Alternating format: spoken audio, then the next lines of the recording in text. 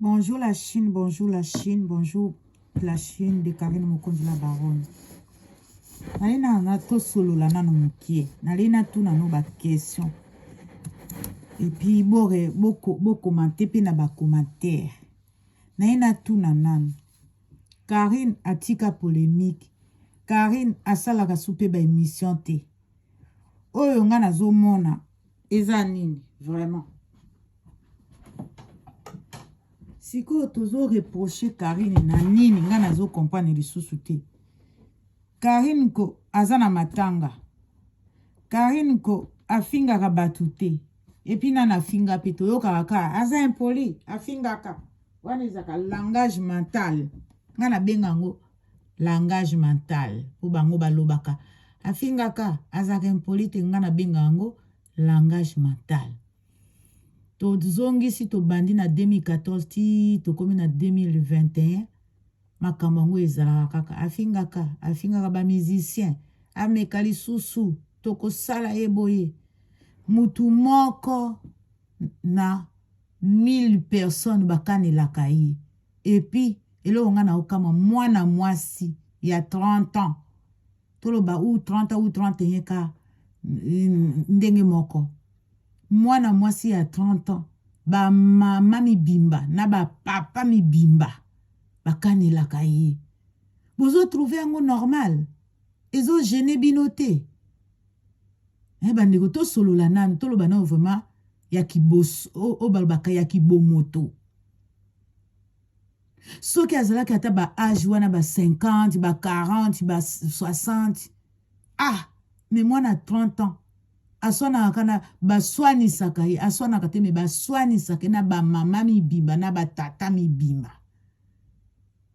baswani sakaye kana ba mama o ba botaye na ba papa o ba botaye bozo trouver yango eza normal y a un problème Congo aza na problème Congolais aza na problème Congolais aza na problème pour nga nazo comprendre te mwana 30 ans na ba mama mibimba balukelaka ye bitumba bakanelaka ye c'est lokola Karine aza quartière c'est comme Karine aza boxer bakokaka kobeta ye te yango wana il faut batu nyonso mili nkama baya kokanela ye babundisa ye siko bobundisaka ye bato babundisaka Karine ka bao bazala pembeni na ye nga na kamwaka ngo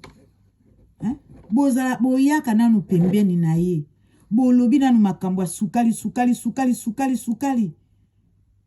après à la fin bokomi kofinga ye à la fin bokomi koloba aza boye mais bozo mona te ke bozo se ridiculiser bino moko bozo mona te ke bato à la fin baomona bino bato lisusu te c'est pas normal mwana mukie lokola Karine batata mikolo na ba mama mikolo bakanelaka ye bozo trouver yango normal ba congolais na biso ba mama na ba papa obo boza mitema malamu est-ce que ça normal non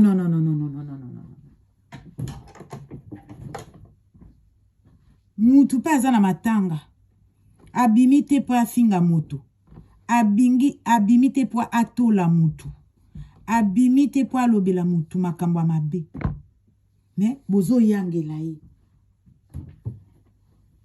ndenge bokanelaka ye boye mukolo likame kozwa ye bokosala ndenge nini po à chaque fois bokanelaka ye tokosala yo boye tokosala ye boye boye bakake botikaka babiloko moko très dangereux na ba YouTube na bino ba trace na miniti o makamutu biso bato tolingaka ye to si to tie déjà makambo to enregistrer déjà to tie na ba dossier boyebi dossier na bureau so au sale enregistrement o tie na o enregistrer o tie na bureau kaka non ata bayinaka mwana muninga bosolola pe na mama na bango bomona pe mama na bango non wana vraiment boza bandoki boza bato normal te boza bandoki po ndoki ka mutu asaka biloko ya boye mutu anormal akosa biloko ya boye te boza vraiment basatanique boza bato ya misala mabe po bato bazala misala bazala na motema malamu bakosa biloko bozosala te. Un non et un oui olamuki obandi na okofinga. Un oui et un non obandi na okokumisa Karine. Un oui et non lobi na tongo balukeli ye. Ah, c'est compliqué. C'est compliqué. C'est vraiment compliqué. À qui on peut se confier? À qui on peut... Pour mutu azangaka mutu te. Mutu akozanga batu te. Mais siko boyaka pembeni na ye bosala ye kleboa. À la fin mama Charlotte apandi kindoki na bino allez bobimi na mpoasa. À la fin bozo sala ye kleboa allez à la fin mama Charlotte apandi bondoki na bino bobimi na mpoasa. Mais boyebi ke Karine azabo boyaka pembeni na ye te. Boyaka pe ko soutenir ye te. Soki boyaka po boma ye po bosala ye mabe po botie le poison boyaka pembeni na ye te bandeko na ngai. Na miniti oyo naomona te mabe ya Karine asali. Na miniti oyo naomona te maloba nini Karine alobi. Depuis auti na Orléans alobi ate eloko te afingi ata mutu te. Depuis 2018 atika ne polémique tokomi na 2020 bozo kanga maheka na makambo. Au fait Congolais azakaka na likambo moko soki afingi te aboti makambo susu soki aboti makambo susu te afingi ekomaka bongo. Mais quel peuple oye elingaka ba problème elingaka koselaka batu makambo elingaka ba songi elingaka ko botelaka batu makambo ya vrai te. Soki bo boti makambo te mitema na mango ezabite. Est-ce que YouTube eza obligé ka il faut finga, il faut botela mutu makambo, il faut kosela mutu makambo po chaîne ya YouTube etambola. Tout so tobi ba YouTube eza na kati kuna ba misu basala ba mesh, ba misu basala ba manjaka, ba misu basala ka coiffure, ba misu babina kana bango. Mais et oya congolais komaka il faut finga po ayoka bien. Non. C'est comme démodé, ko finga comme démodé. Koko c'est la pe batu makambo ekomi mabe. Bato bakomi koyeba bino. Bato bakomi koyeba bino. Basi balembi. Basi balembi bakomi na suka. Ka Karine. Ndenge na lobaki. Soki to balobi Karine na YouTube te. Toke na BFM. Pour BFM a tourné ka les mêmes choses. Ka les mêmes informations. So to zongi na YouTube. Kaka Karine. Et tournaka YouTube et tournaka na Karine BFM et tournaka na ba information to sito lembi botika nanu mwana oyo botika ye na mabe na ye na malamu na ye boyaka pembeni te botika ye abenga bino te bino nde bat bolandaka succès na ye afuli bino ale bokomi ngando afuli bino bokomi ba lion afuli bino bokomi ba lion. Botika ye.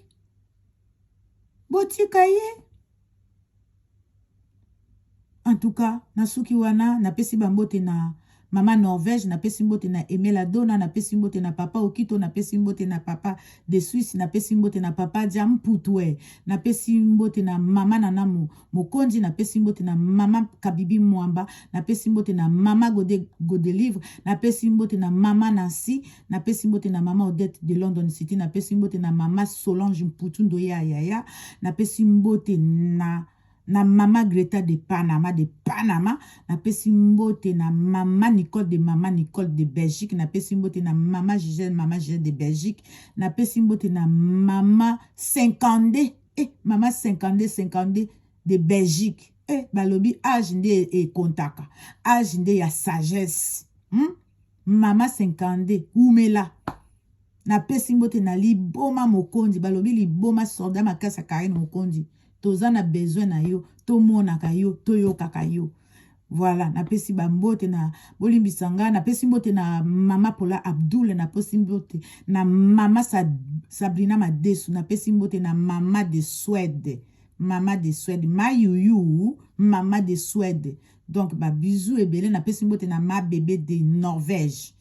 Ba bisou ebele bisiko zali. Bozali ba ona bosani bolimbisa na osite bino prochaine vidéo. Ciao, c'est Mère Fashion de notre officiel. Bye.